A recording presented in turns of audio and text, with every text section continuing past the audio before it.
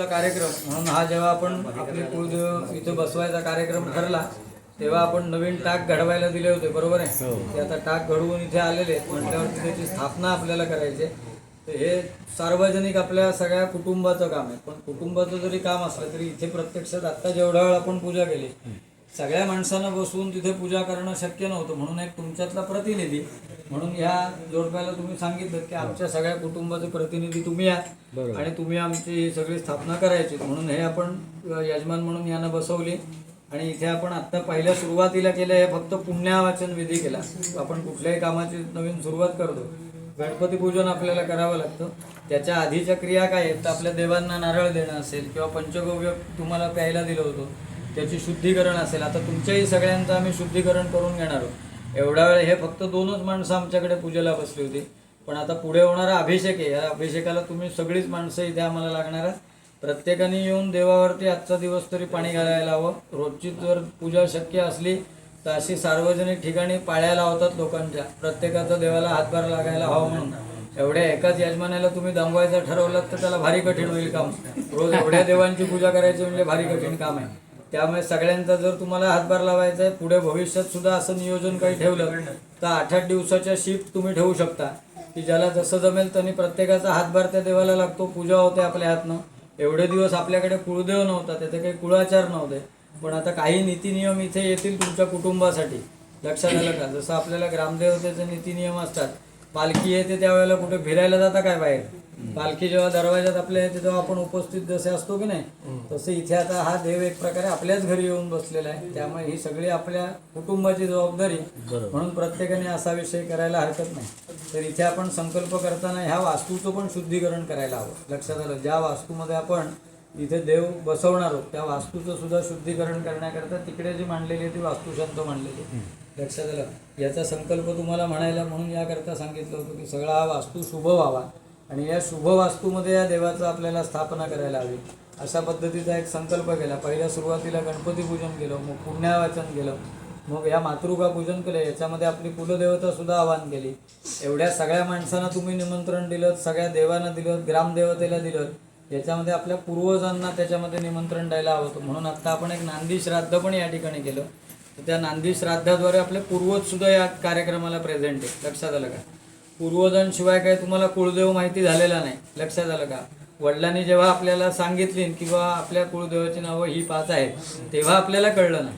लक्षात आलं? हे काही अन्य माणसाने आपल्याला सांगून आपल्याला माहिती नाही झालेली. त्यामुळे वडीलधारी सगळी जी गेलेली पितृमंडळी आहेत ह्या सुद्धा सगळ्या मंडळींना आमंत्रण केलेलं आहे. यांचंही इथे आत्ता वास्तव्य आहे. या वास्तव्यामध्ये हा सगळा कार्यक्रम होतोय असा त्याचा भावार्थ झाला. प्रत्यक्षात आता जसं तुमचं कुटुंबाचा प्रत्येक गोष्टीत हातभार लागणार नाही तसं ह्या यजमानाचं सुद्धा इकडे प्रत्येक गोष्टीत हातभार लागणार नाही. इथे आम्हाला दाखवणं शक्य होतं की ही सुपारी इथे आहे, ही सुपारी इथे आहे. आता इकडे मांडलेला हा सगळा परिवार देवतांचा खूप मोठा आहे, विस्तार मोठा आहे. इथे काही स्टूलवर बसून पूजा सांगता येत नाही, तसं करण्याचा अधिकार नाही. याच्याकरता इथे या भटजी लोकांना आपण 5 जण बोलवले, त्यांना निमंत्रण दिले. प्रत्येकाला काम पण मिळायला हवं ना. बसवून ठेवून काम काय सांगू त्यांना. लक्षात आलं का? पगार आपण घेतो की नाही, काम करण्याचा घेतो. लक्षात आलं का? तसं कामाला लावण्याचा पगार मी घेतो. अशा याच्याकरता तुमच्याकडनं एक विडा मी हातावरती घेतला. याला आचार्यवर्ण म्हणतात. या सगळ्या कामामध्ये समजा मला कंटाळा आला, काही गोष्टी एखादी वस्तू माझ्याकडनं आणायची राहिली किंवा काय झालं तर याचं पातक हे डायरेक्टली यजमानाच्या डोक्यावर नसून त्यातला काही भाग आहे हा माझ्याही डोक्यावरती घ्यावा लागतो. याच्याकरता माझं नाव म्हणून तो विडा घेतला. लक्षात आलं? या विड्यामध्ये सगळ्या या कामाची जबाबदारी हा विषय आला आणि इथे मी माझी जबाबदारी या सर्व मंडळींना वाटून दिली की आपण सगळ्यांनी मिळून हे काम करायचं. तेव्हा हे पूर्ण होईल. एकट्या माझ्यान पण होणार नाही आणि एकट्या तुमच्यान पण होणार नाही. लक्षात आलं? इकडे जे मांडलेलं पहिलं पीठ आहे हे नवग्रहांचं पीठ म्हणलेलं आहे. या ज्या सगळ्या मूर्ती आहेत ह्या प्रॉपर त्या नवग्रहांचे शेप आहेत. कोण कोणावर बसलेला देव आहे ह्या सगळ्या गोष्टी आहेत ना. प्रतिकृती आपल्याला शास्त्राधार सांगितलेलं आहे की प्रत्येकाचं वाहन आहे, त्या वाहनावरनं आपण त्या देवाची परीक्षा करू शकतो. की इथे ज्या मांडलेल्या सगळ्या परिवार देवता आहेत ह्या नवग्रहांचा परिवार आहे हा. आणि ज्या सुपाऱ्या खाली मांडलेल्या आहेत ह्याही त्याच्यावरतीच आवाहन होणार आहे.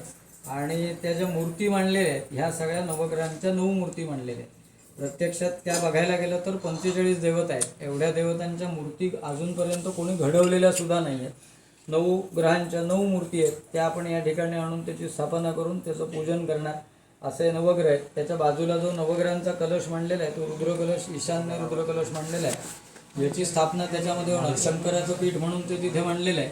इथे जे मध्यात हे जे काही आपण सजवून जे काही ठेवलेलं आहे, इथे आजच्या आपली प्रधान देवता भैरी भवानी आहे आणि परिवार देवता आहेत. ह्या सगळ्या तिथे त्या ब्रह्मादिमंडल देवता खाली मांडलेल्या आहेत. 64 देवतांचा परिवार आहे आणि त्या ब्रह्मादींच्या डोक्यावरती आपली आजची प्रधान देवता आहे भैरी भवानी. त्याची स्थापना तिथे होईल. प्रत्यक्ष भैरी आणि भवानी असं दोघांचं स्वरूप तिथे असणार आहे.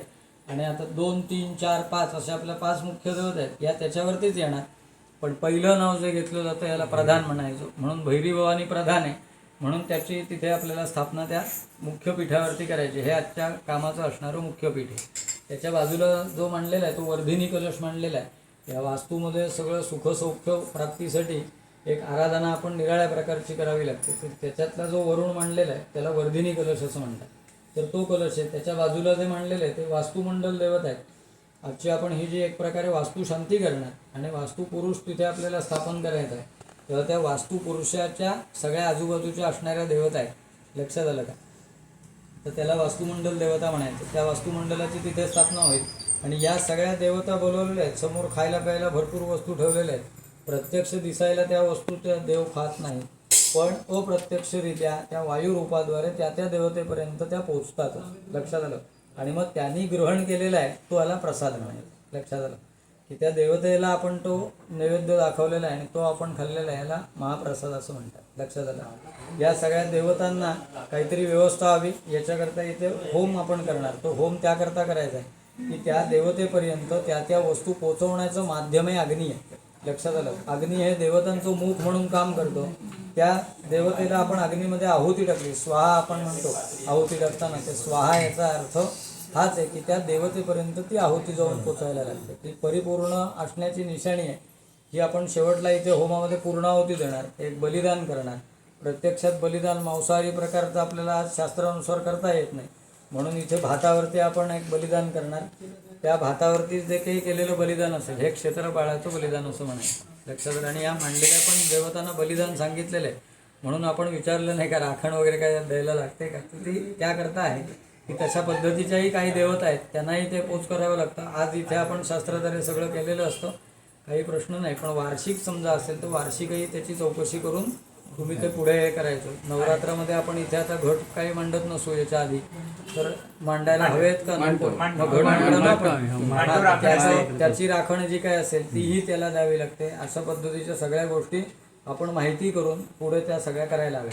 सर्व आलेली मंडळी आहे, या सगळ्यांचा हातभार या कार्यक्रमामध्ये लागणार आहे. लक्षात आलं? त्याच्याकरता अजून थोडा वेळ आहे त्या विधी करतात. जलादिवास म्हणायचं.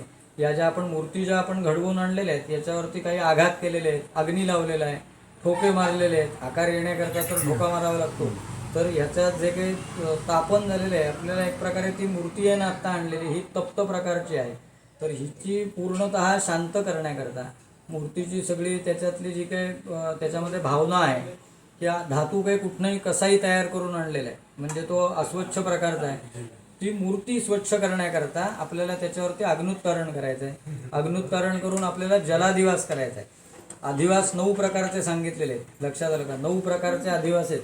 त्या मूर्ती तेवढ्या त्या त्या प्रकारात बुडवून ठेवाव्या लागतात. त्यातला जलादिवास आहे, धान्यादिवास आहे, शय्यादिवास आहे, रथादिवास आहे, धूपादिवास आहे, पुष्पादिवास आहे. अधिवास सगळ्या प्रकारचे आहेत. जेवढे मला जमणार आहेत तेवढे इथे मी करणार आहे.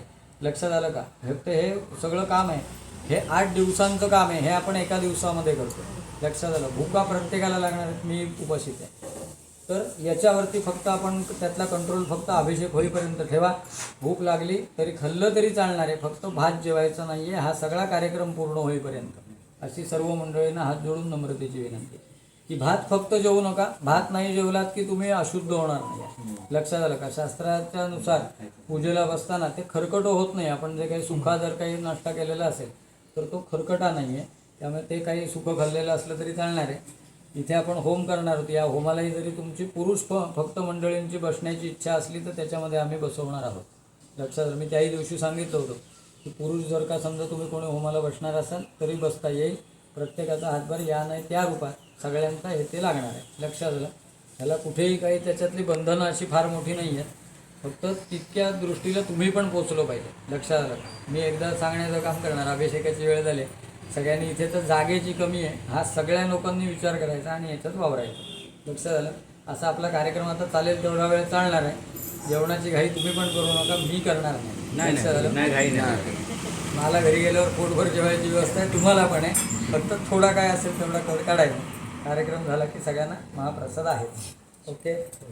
आता अभिषेकाला आपलं 2-2 असे बोलवलं तर चालेल ना? नाही, एक ओळख करायची इथे सगळ्यांनी येऊन इथे अभिषेक म्हणजे काय करायचं आहे, आपल्याला प्रत्यक्ष ते अभिषेक पात्र किंवा असा काय अभिषेक करायचा नाही. शंख आणलेले आहेत, त्या शंखोदकेनं, लक्षात आलं का, त्या शंखातल्या पाण्याने आपल्याला देवाची शुद्धीकरण करायचं आहे. याच्याकरता शंखामध्ये जे काय आम्ही पाणी घालून देऊ ते पाणी देवावरती घालायचं आहे. ज्याला दिवास विधीला हे दोघे बसतील, बाकी अभिषेकाला तुम्ही सगळी मंडळी.